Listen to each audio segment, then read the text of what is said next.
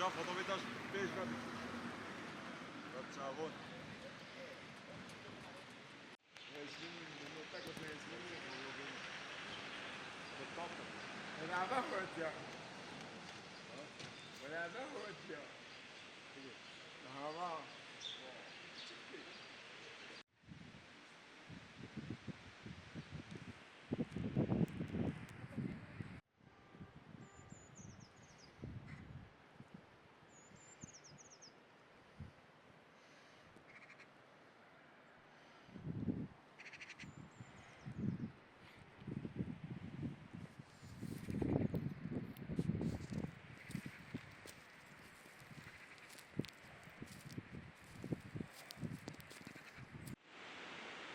Bismillahirrahmanirrahim. Uludere'mizin en önemli sorunlarından biri trafik ve otopark problemidir.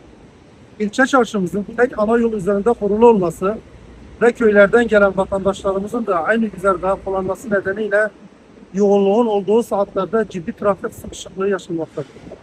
Bu durum esnafımızın, vatandaşımızın en önemlisi acil durum araçlarını olumsuz etkilemektedir.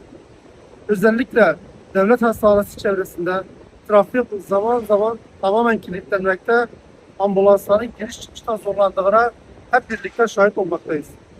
Bu tablo acil hastalar için ciddi risk oluşturmaktadır. Bu mesele artık ertelenemez. Çözüm için somut ve acil adımların atılması gerekiyor. Bizler Hüdapar olarak sorunları sadece dile getiren değil, aynı zamanda çözüm üreten bir anlayışa sahibiz.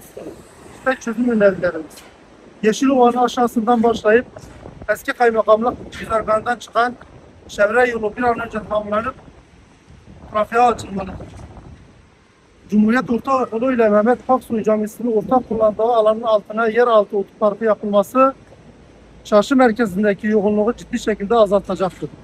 Ekonomik ömrünü tamamlayan sağlık lojmanları yıkılarak yerine çok katlı otopark yapılabilir, bir katı devlet hastanesine tahsis edilerek sağlık hizmetleri rahatlatılabilir. Hastanenin karşısındaki kanalın üstü kapatılarak hastaneye özel park alanı oluşturulabilir. Böylece hasta yakınlarının mağduriyeti giderilir ve ambulansların giriş çıkışı rahatlatılır. Bu mesele siyaset üstüdür. Uludere'nin huzuru, güvenliği ve yaşam kalitesi meselesidir. Yetkilileri acilen adım atmaya davet ediyoruz. Uludere büyüsün, gelişsin, nefes alsın istiyoruz. Çünkü biz bu memleketi seviyoruz. Uludere'nin geleceği için ortak akılla hareket edilmesi gerektiğine inanıyoruz.